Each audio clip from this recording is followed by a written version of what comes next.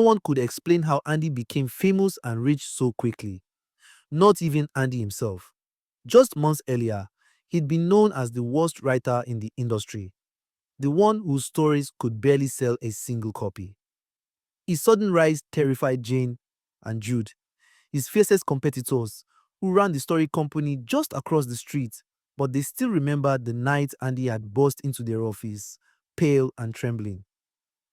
"There's something in my room," he cried. "A storybook. It finished itself. The papers were flying everywhere and the window was wide open. The whole room was freezing cold." Jane and Jude exchanged glances. They didn't believe a word of it. Maybe Andy was trying to scare them away so he could have all the customers to himself.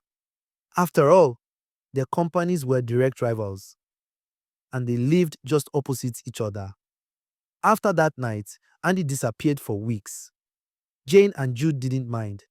With him gone, business was booming. But then something strange happened. Broke and desperate, Andy finally returned to his little office, Andy's book place. He expected to find dust, cobwebs, and the mess he'd left behind when he ran out in fee. Instead, the place was spotless. Every paper stacked neatly, every pen in place.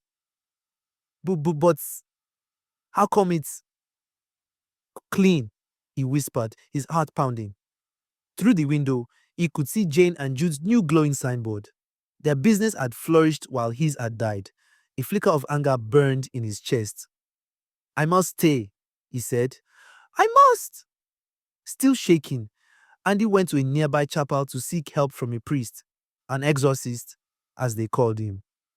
When the priest came to bless the office, he paused and said softly, "This isn't an evil spirit, Andy.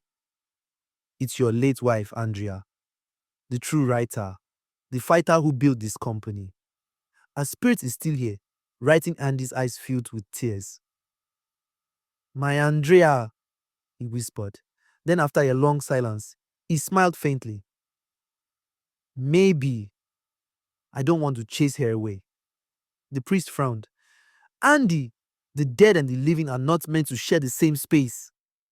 But Andy insisted. The priest left in disbelief. That night, Andy gathered blank sheets of paper and carried them to the bedroom he once shared with his wife.